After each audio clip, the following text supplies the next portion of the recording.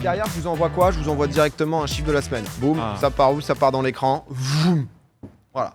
Un peu de lag. Oh, Blim. Et en fait, on l'a pas. Mais c'est avant tout des tests, Popcorn. Voilà. Allez, en régie, ça arrive peut-être. Le plan large. Ça arrive. Le chiffre Japon. Ah non, Théo me dit, on l'aura pas. C'est Non, mort. on- Une petite flemme ce soir, désolé. Bon, bah. Ah, c'est pas grave. Toujours un plaisir. Voilà, non, le chiffre de la semaine, c'est 10 personnes. Est-ce que vous savez de quoi c'est? 10 personnes, qu'est-ce qu'ils ont pu faire, ces gens? Je vois dans le regard de Léo, j'ai l'impression qu'il sait. Non, je sais pas. Ah, finesse. De quoi? Tellement de certitude qu'ils se. 10 personnes, Ça peut être plein de un trucs. nombre de personnes. 10 personnes ont payé l'abonnement Tinder à 500 balles. C'est pas ça. Ça concerne la technologie, donc on n'est pas si loin 10 quand personnes même. en régie pour pas savoir envoyer un chiffre. C'est. On est plus nombreux. Ah, pas le faire. N'en sois pas fier, putain. 10 personnes. Donc ça concerne la technologie. Ouais. C'est un service C'est. que les gens ont testé. C'est un service, ouais. C'est virtuel, si on peut dire. D'accord. Ah. C'est le nombre de personnes à la conférence de Meta. Exactement. C'est exactement Oh là ça. là, Tout à fait. bien Coup vu, dur. bien La conférence du coup de Zucchi, tout simplement, Mark Zuckerberg, qui comme tous les ans justement, voilà, fait sa conférence pour un peu donner des nouvelles de justement du projet. Donc Metaverse de Meta, donc Horizon Worlds. On rappelle quand même, c'était 70 milliards investis alors sur plusieurs années, mais pour vraiment nous projeter, nous dans le futur, dans le Metaverse, parce que forcément tout le monde allait être dans le Metaverse, que vous le vouliez ou non, un peu, on allait tous terminer comme ça. Finalement, on s'est rendu compte que Un peu plus de temps que prévu. peut-être pour 2030, peut-être pour 2030, ce qui va se passer. Mais c'est vrai comme quoi, c'est pas forcément un énorme succès. Donc petit à petit, justement, on peut le voir quand même parce qu'il s'était fait tailler sur la qualité des services et tout. Je sais pas si vous aviez suivi, c'est par exemple des Carrefour, etc., qui avaient tout passé, genre les entretiens d'embauche et tout sur. Et en fait, bon, le truc, c'était absolument dégueulasse, quoi. Personne voulait y être. Là, ils ont quand même un petit peu upgrade, mais surtout, tu sens que ils ont un peu switch vers des trucs un peu plus, la classique, un peu les mots-clés maintenant, c'est l'IA. Et aussi, ils ont sorti quand même, justement, des petites nouvelles lunettes. Mais avant de parler de ça, est-ce que vous, à un moment, vous avez failli vous faire ambiancer, tu vois, Metaverse, il y a eu un moment où vous vous êtes dit... je sais qu'ici, il y a quand même pas mal de profils un peu de tech, au hasard, je sais pas, un Léo Duff, je t'imagine bien en full avatar, moi. Moi, j'ai quand même, alors je suis pas hypé de fou par le projet, mais j'ai quand même tendance à penser que c'est bien de faire des expérimentations. Et je crois qu'un jour, on remerciera quand même Mark Zuckerberg d'avoir mis autant d'investissements, que ce soit en temps, en énergie ou alors en moyens financiers, dans ce genre de choses, parce que ça nous permet quand même de voir tout ce qui marche pas, de voir aussi ce qui marche, et derrière, on peut en faire quelque chose d'intéressant. Dans tous les cas, la VR, ça va faire partie de nos vies. Peut-être que ce ne sera pas sous la forme du métaverse, mais je crois qu'on va apprendre des trucs. Et rien que pour ça, c'est intéressant à suivre. Ça a développé des nouvelles portes, etc. C'est vrai que moi, maintenant, je sais pas si... Ouais, en fait, c'est toujours un peu la question de l'innovation, quoi. Tu vois, c'est-à-dire que moi, franchement, j'ai pas du tout été ambiancé par ça. Moi, je suis un peu loin. En fait, je regarde un peu ça de loin, enfin plus loin que toi, Léo, ou d'autres ici. Mais en fait, c'est toujours l'innovation. C'est-à-dire, qu'est-ce qui va marcher? Et moi, il y a forcément toujours un truc qui me marque, c'est Nikola Tesla. Tu vois, en 1898, il est à Boston à l'exposition universelle, et il invite des gens autour d'un bassin. Et il y a un bateau posé au milieu du bassin. Il va voir les gens, il prend une télécommande et il commence à bouger en 1898 à distance un bateau avec des télécommandes. Tout le monde est sur le choc, tout le monde est sous le choc, et tout le monde se dit mais à quoi ça va servir, Et en fait, c'est que des années plus tard qu'on va comprendre ce que les ondes radio vont amener, ce qu'elles vont nous permettre de développer. Donc en fait, c'est toujours le temps entre le mec qui a pensé le truc et le moment où ça va vraiment être utilisé par chacun, et quelle forme finale ça prendra, quoi, au final. Parce que bon, les bateaux télécommandés, c'est pas le truc le plus utilisé, mais ça a ouvert, autre chose. Ça a ouvert, en tout cas, plein de possibilités.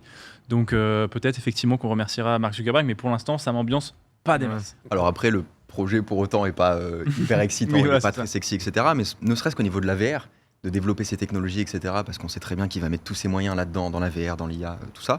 Ne serait-ce que pour ça, je crois que c'est un projet qui est intéressant. Maintenant, si vous pouvez éviter de mettre des billes dedans, c'est peut-être sûr. Pour l'instant, voilà, 500 balles au hasard. C'est bien que ça avance, mais non, parce que c'est vrai que là ils ont annoncé du coup les V2 du coup, de la lunette Ray-Ban, qui du coup ça avait déjà été la collab entre Meta, Ray-Ban déjà annoncé, etc. Là c'est dispo donc dès le 17 octobre pour $300, où ils ont toujours poussé un peu plus, un peu ces lunettes connectées, justement essayer de les amener un peu plus loin, donc pour pouvoir faire de la reconnaissance visuelle, par exemple, tu te balades, il y a un monument que tu connais pas, pouvoir demander oh tiens qu'est-ce que c'est ça, et ça te sort exactement le dispositif. Donc dans l'ensemble, forcément, le truc a quand même fait un flop parce que Metaverse, etc., il n'y avait personne dedans. Mais sur le petit twist qu'ils font, il y a justement aussi le casque qui te permet enfin pas reconnaître, mais de reprojeter, on va dire, un avatar de toi, etc.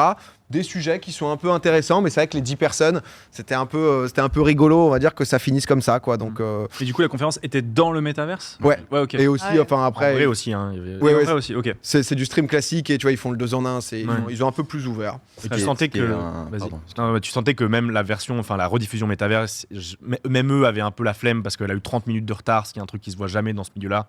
Il y avait un journaliste français notamment que j'avais vu sur Twitter qui en parlait, qui expliquait que, enfin, ils étaient tous hallucinés, connectés dans le métavers de la situation. Mais pour rebondir sur ce que vous disiez tous les deux, il y a effectivement, on sent, alors il y a le terme un peu grossier qui est utilisé souvent de Web 3.0, mais que on arrive à cette espèce de fondu d'Internet de plus en plus dans le reste.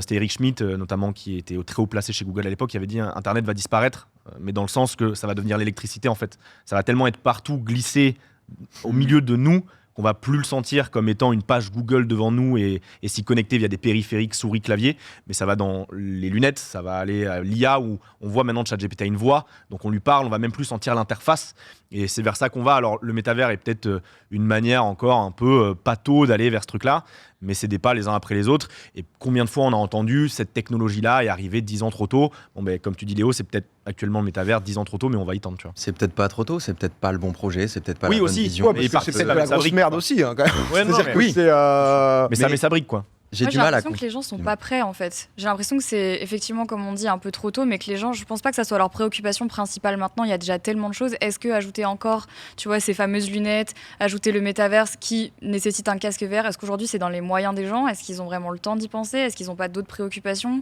Je sais pas. J'ai l'impression que c'est un sujet qui est extrêmement niche et ce qui fait que moi personnellement, j'ai pas du tout été touchée. Comme les NFT par exemple, c'est un autre sujet, mais qui ressemble un peu.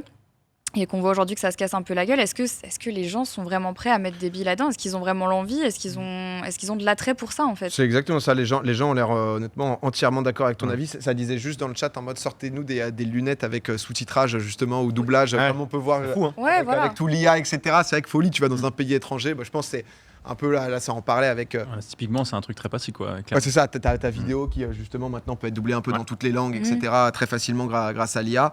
C'est vrai que t'es avec tes petites lunettes, t'es en mode putain, mais je peux comprendre tout le monde, incroyable quoi. Mais ouais, non, les gens étaient très d'accord. Une nouvelle technologie est toujours niche. C'est-à-dire qu'au départ, tu sais que tu t'adresses pas au grand public. Tu t'adresses à des mecs comme moi qui vont peut-être dépenser leur thune pour tester ces nouvelles technologies parce qu'ils sont passionnés par les perspectives que ça offre et moi je suis au courant de toute l'actu donc j'ai envie de la tester. Maintenant, tu ne peux pas, sans passer par ça et sans passer par les gens qui sont passionnés par la tech, les journalistes, etc., tu peux pas arriver à ce que tu décris, PA. C'est-à-dire que tu es obligé de passer par un gros casque avec un projet métaverse peut-être un peu foireux pour arriver à quelque chose, à une technologie grand public qui trouve vraiment un intérêt dans la vie quotidienne. On l'a fait sur toutes les technologies. Tu regardes une télé, au départ, quand il y a une nouvelle technologie de télé, une nouvelle technologie d'écran, de son, etc., qui sort, c'est hors de prix, ça n'intéresse que les professionnels, tu le vois que dans les salons tech, etc., ou chez les gens qui sont très riches. Mais au final, tu le retrouves en bas de la pyramide, dans le grand public, 10 ans plus tard, et il en est très content.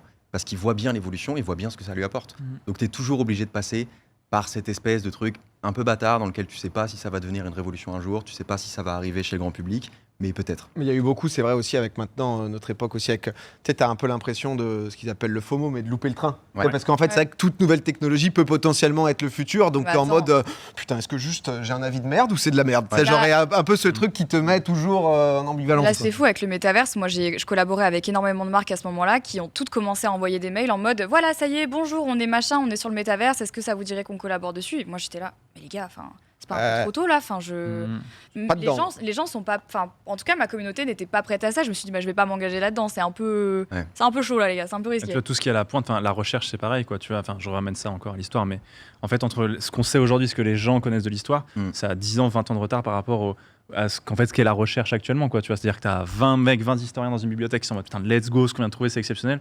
Mais avant que ce soit diffusé à Secret d'Histoire avec Stéphane Bern, bah, tu peux attendre 10, 15 ans. C'est quoi. de l'affinage à chaque fois. Ouais, c'est de l'affinage. Ouais, Et en fait, c'est à peu près pareil. C'est-à-dire qu'entre ce qui est sur la brèche et ce que va recevoir le grand public, tu as toujours du décalage, quoi. C'est les histoires d'early adopters, etc. Quoi. C'est ça. Non, mais en tout cas, c'est très intéressant, c'est très varié comme sujet et les gens s'y retrouvent un peu dans les différents propos.